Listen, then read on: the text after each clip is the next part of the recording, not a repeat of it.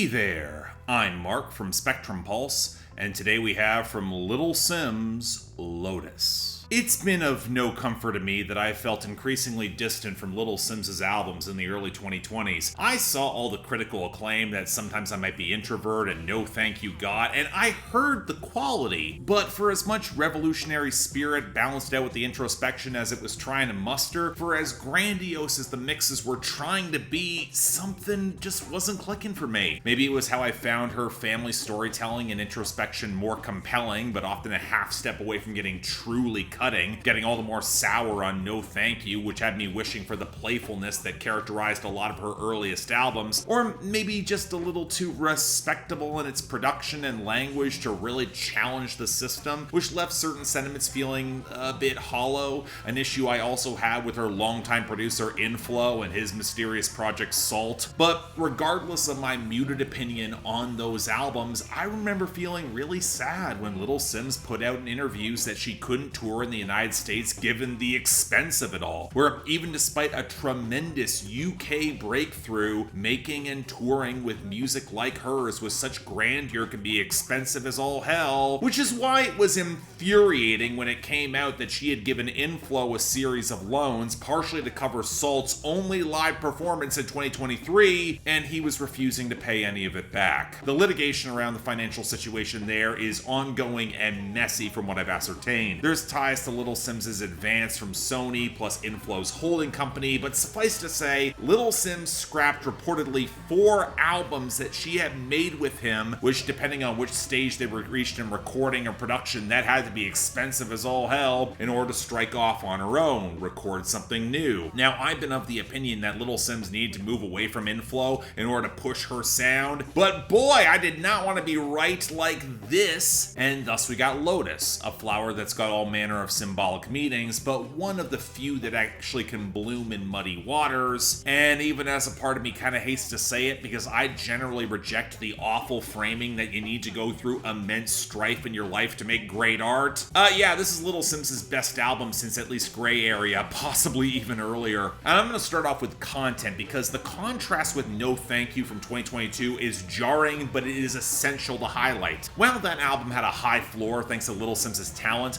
I found a lot of the jaded industry bitterness a tough swallow and less likely for me to revisit. Whereas from the opening salvo of Lotus, Little Simz's rage is white hot and direct. When you call the opening track Thief, possibly at the expense of any good legal advice given UK libel laws, you are not holding back, especially with all that bluesy swagger and live drums, where any arranged orchestration amplifies the scale of the feeling behind that betrayal. But that fundamental betrayal underscores the entire album, providing a powerful thematic undercurrent not just to focus Little Simz's introspection, but also forcing her to really challenge the structure in her life where she's placed so much weight. There is a big difference between disillusionment with the bad system and bad actors within that system, but also then having the foundation shaken so badly you start questioning the viability of the system altogether. And Lil Simz finally got there, in large part out of necessity. Money issues will do that. Insert capitalism critique here. Now, I was initially a little thrown by the wild, somewhat conversationally basic structure of Young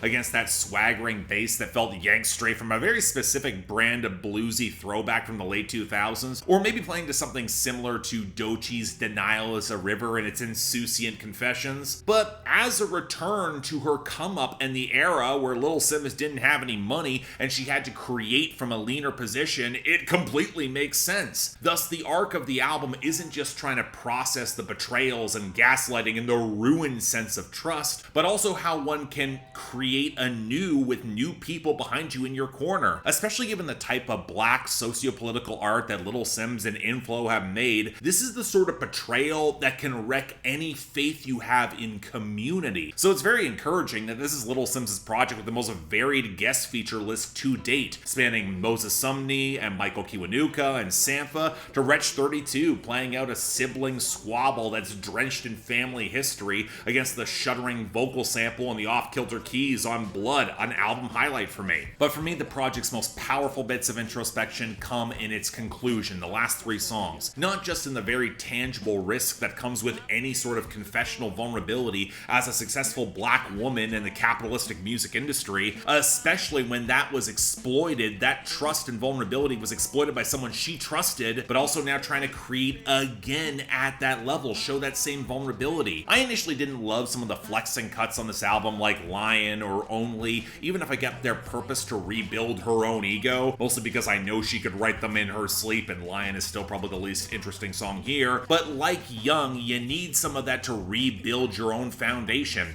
As a fan, I believe she could put these together no problem, but she kind of needed to convince herself. But even if you get back to the top by Blue with the gentle acoustics and piano and whistles and Sampha, it feels so goddamn big, from the family conflicts to systemic racism, where your self-doubt becomes your own greatest inhibitor when the risk is so much more palpable. This is not an album that's concluding the journey so much as leaving the door open for whatever might come next. And what I genuinely love is that when you venture into its sound and production, the explosion of potential and possible lanes is truly thrilling. The bassy royal of the drums on Flood, or the hollow echo of Lonely, or the shakers alongside the piano on Only, they're one thing, as are the delicate strings and woodwinds of Hollow. Those are familiar sounds for her. But when you get the reverb, down-tuned acoustics around Peace with Moses Sumney, the snarled twinkles around the bass of Enough, and the damn near vintage progressive rock progression on the title track, on the pianos, the guitars, and the bells, and Michael Kiwanuka, I'm reminded more of the alternative textures we've seen across R&B the past several years, and they feel like a natural fit for Simz's sharper bars and her improved singing. It's an expansion of her sound where I could see her doing a lot,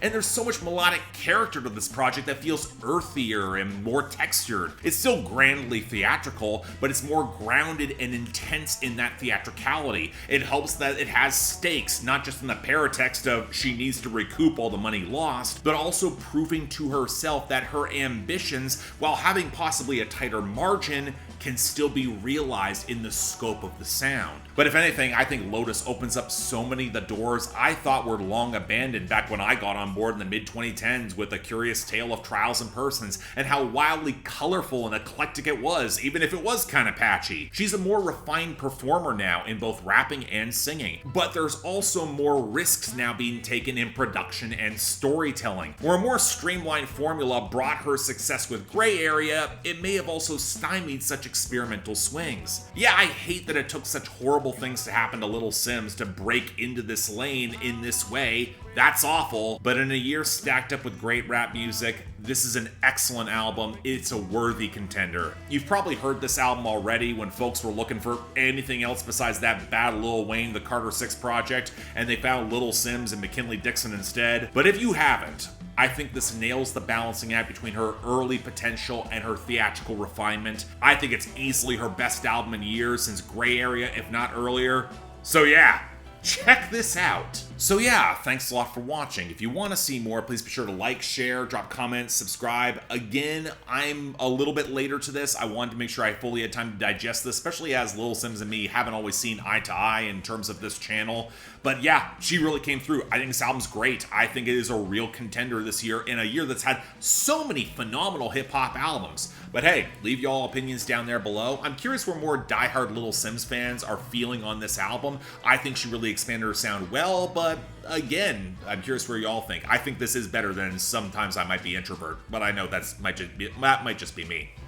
Beyond that, though, anything else I might be able to do to improve my presentation, I'm all ears. And if y'all want to get involved in helping support the channel, getting projects on my schedule when I reopen it in July, or hell, just yelling at me on my Discord, link to Patreon and YouTube memberships are right over there. Once again, don't feel obligated. Tough times, believe me, I get it, but the option's available. Till then, I'm Mark, you're watching Spectrum Pulse, and I'll see you next time.